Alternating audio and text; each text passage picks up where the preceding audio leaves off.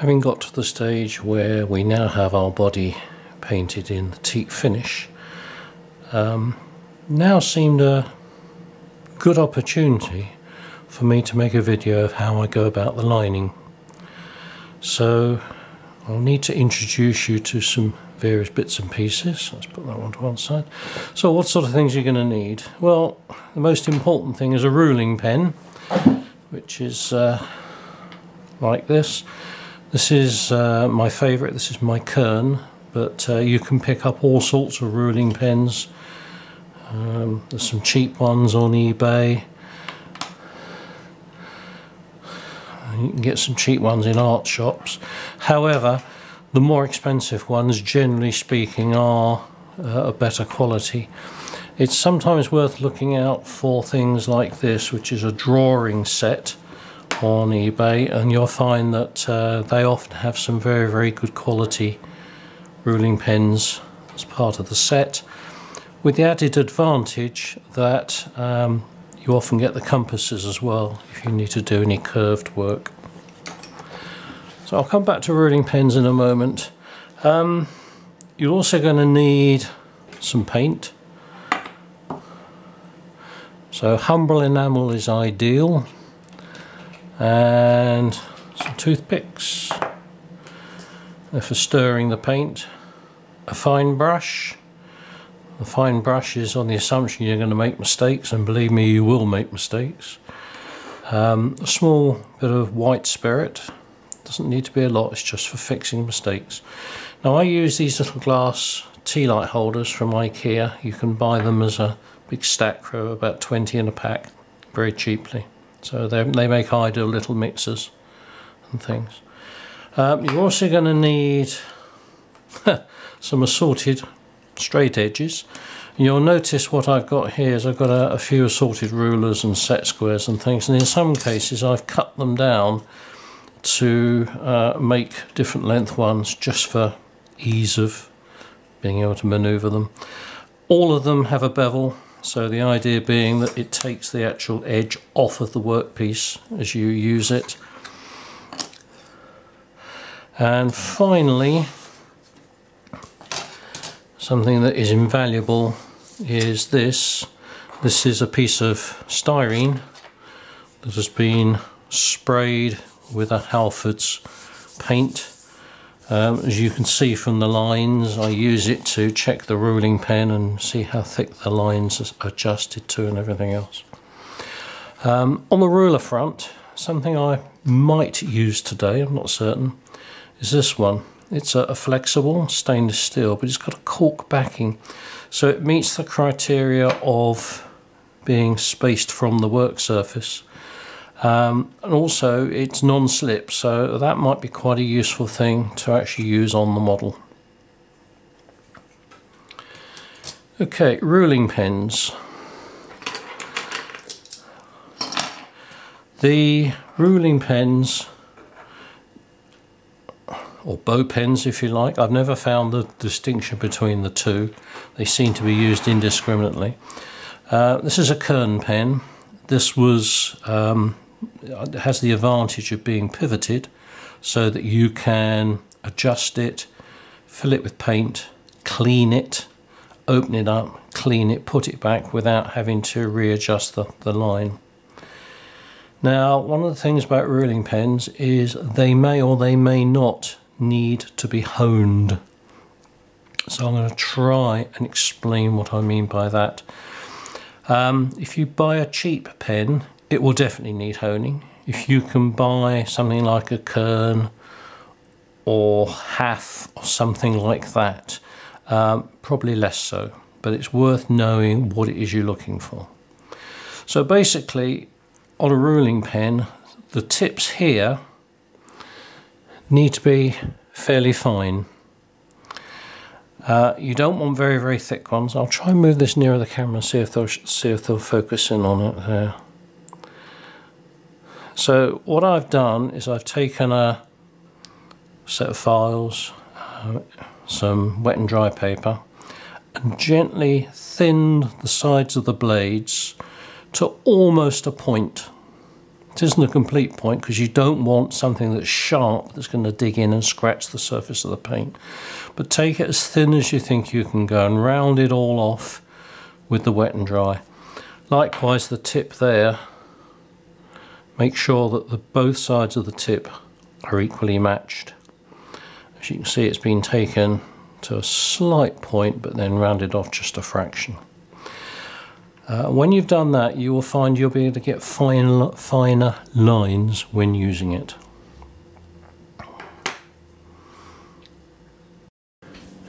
Right, what we have here is a painting specification, LNER painting specification for a restaurant car. And you'll notice that the vertical uprights feature a dual colour primrose with a red border, which finish in a small arrow, and they stand off an inch from the bottom of the panelling. Likewise, the horizontal and vertical beading below the waist also comprises a primrose centre and a red on the outside. Now, if you look carefully at photographs, it's very difficult to actually see the red. I have occasionally, if I felt in the mood, attempted to do a red border on lining for 4mm scale, but in all honesty, your eye can't see it that easily. It is really not worth the effort. I did intend to demonstrate it today just to show it can be done, but unfortunately we're in lockdown and I don't happen to have any red paint, so you're going to have to be limited to just the main primrose lining there. The other thing that may or may not be obvious from this drawing is that as far as the vertical panels are concerned here, the vertical beading, there are no lines either side on the doors or the ends. They stop. That's the last vertical beading that has the lining there. And I can show that with this photograph here, which unfortunately it's black and white. But again, you can see here there's lining on that vertical there, but there's no lining on the doors. But there is lining on all of the panelling below the waist. So back to our coach body. It's actually quite an awkward thing to support, and it is very easy to damage the paint surface by putting it on something like that, being rough with it. So one possibility is to actually hold the side in your hand here and then physically put the rulers, draw and so on, moving the ruler along as you go. Now, I have used that method. It's not ideal, but it can be done if you're careful. So what I'm going to attempt now is I'm going to attempt something slightly more robust. So first thing I'm going to do is going to put some tissues down, and that's to help protect the side that is facing away from the bit that we're doing the lining on. So let's just do that for the moment. The next thing I'm going to do is I've raided my library and found some books, and I'm going to try and arrange them to give some support to the coach side. So here I found one that is a wrong one. Get there in a minute. Right, here I found one that just about fits in the coach itself.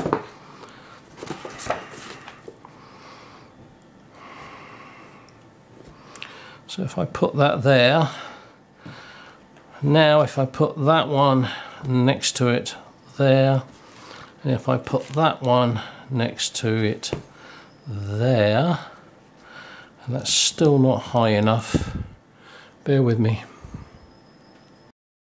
Okay, I've rearranged the books to be a better height.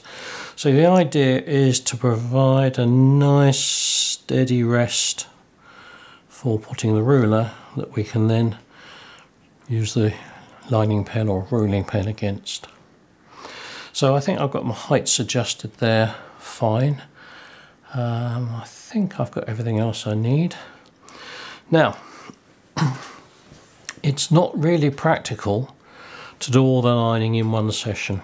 So if you imagine, if you do the verticals first, and then turn the ruler around to do the horizontals, the vertical lining is still wet, hasn't had chance to dry. So it's easier to do it in 2 stages. And typically I do the verticals first and then let the paint go off for that, and then I do the horizontals. So without further ado, I think I'm ready to start. I just need to get my paint sorted. Okay, I've taken the lid off of the Humbrol paint. Now I'm using gloss number 7, which is referred to as a buff.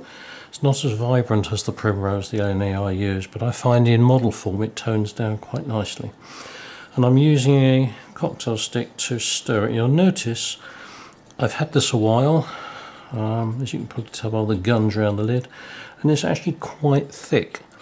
It's one of those strange things that when you're using a ruling pen and Humbrol enamels, it pays to have a nice thick paint. I think the rationale is, instead of when you use ink that capillary action takes the paint or takes the ink out onto the surface, I think when you use the Humbrol paint it touches and it draws it out, gives you a nice line. So let's make sure that's well stirred. Let's just get that out of the way there. So I've got to hand the painted plastic.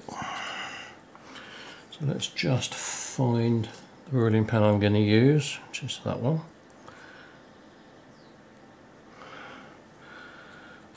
And now what I'm going to do is I'm going to introduce some paint into the pen between the tips, and then I'm going to use a bit of kitchen towel just to wipe the excess off, like so. Right, so let's now see what happens if I try and rule it onto the card here. And it's producing a reasonable line. We've got a slight bit of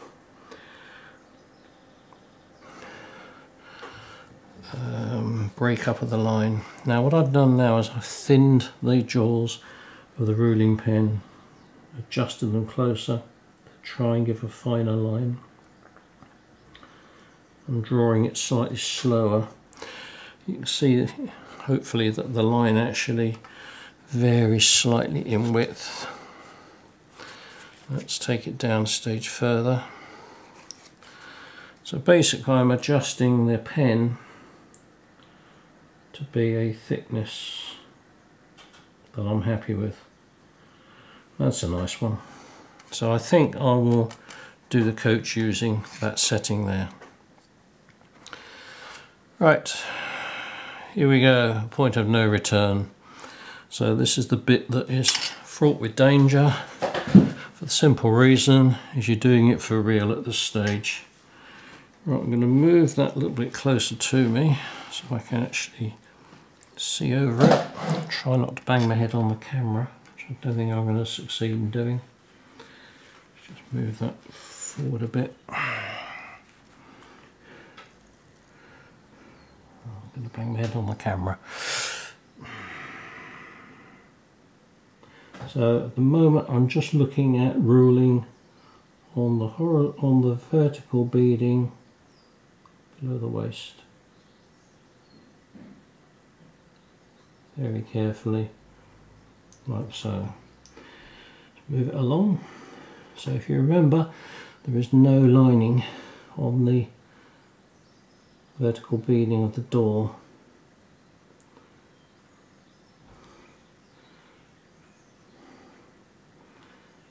Be careful now because the hinge is probably going to be in the way.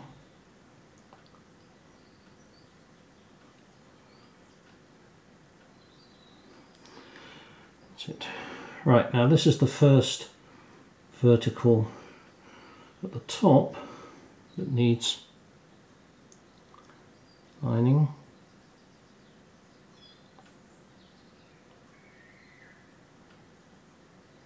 Let's put that in there.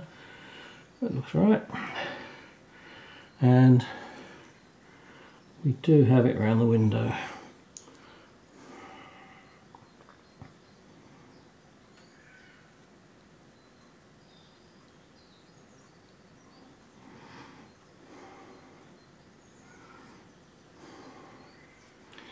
Now really there is not a lot of point in me talking while I'm doing this, so if I go quiet, I apologise. As you can see, it's a question of working your way along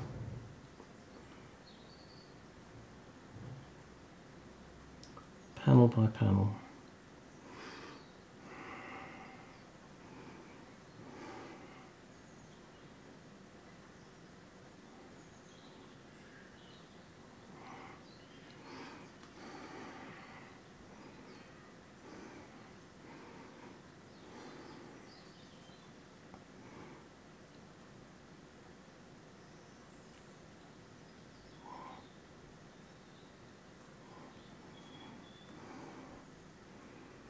Just finish this one off.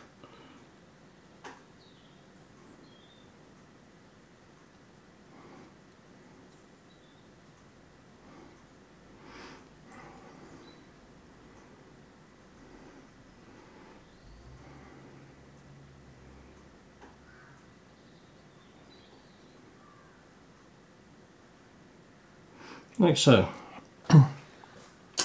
Okay, pleased with that.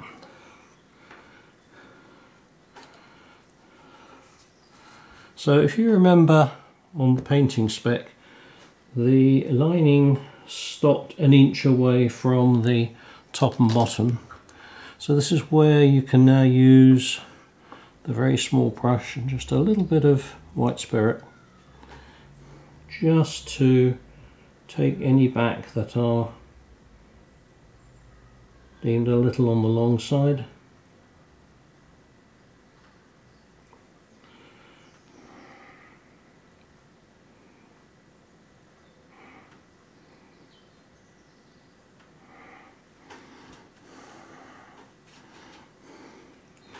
Basically I'm dipping the brush in the white spirit, drying it, using it to just shorten those lines,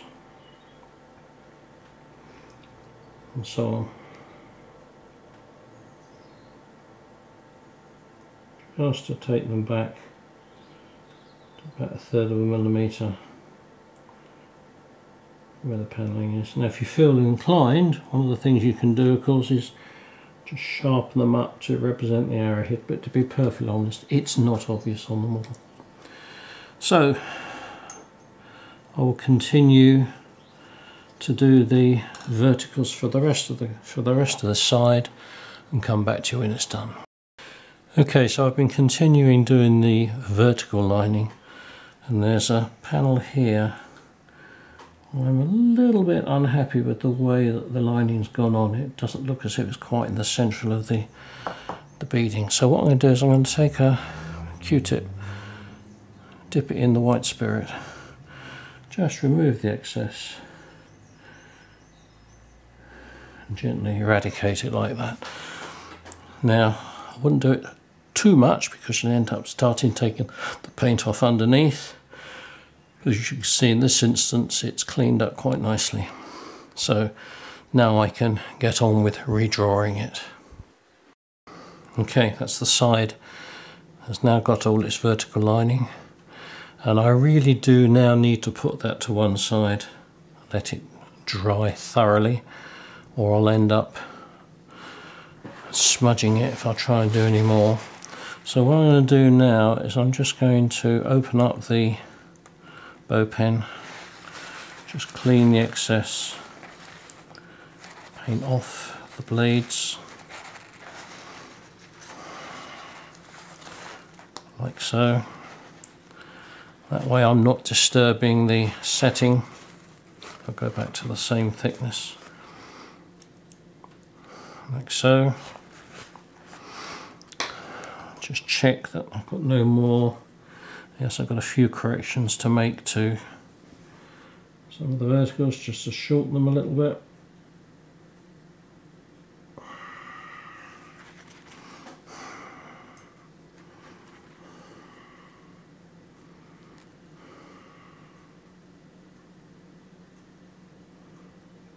overall I'm very pleased with that. That will do very nicely. When you use the ruling pen on the beading below the waist, it very satisfyingly seems to fit into the jaws of the pen and draw out very, very nicely, more so than the upper beading does. Okay, I'm happy with that. I'm now going to, actually, am I happy with that? No, I'm not happy with that. I've decided that 2 of the panels there are a bit weak, or 3 of them are a bit weak, so I'm going to do what I did previously, just a dipper cotton bud. Briefly wipe them off like so, and I will now reline them. So I'll try and manoeuvre it so I can see what I'm doing and when the camera can pick it up.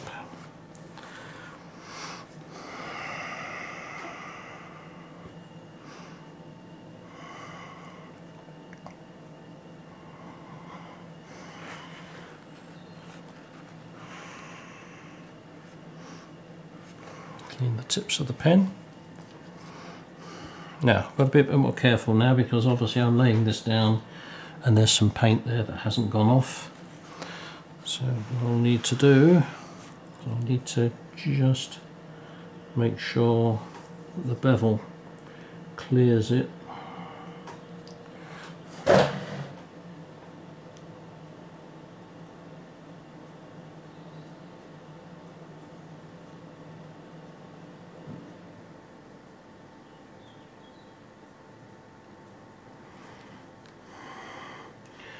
I'm just lifting it up at the back just to make sure it does clear that.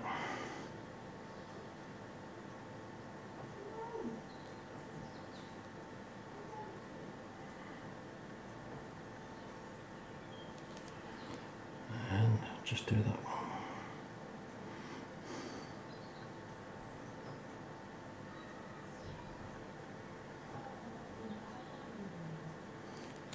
Like so. So I'm now back to a position where I can clean the pen up, put the whole thing to one side to go off, and from memory it'll be about 2 hours before the paint is reasonably dry, and we can then consider doing the horizontal lines. So with that, I'm going to pause the video and we'll come back to it when that paint's gone off.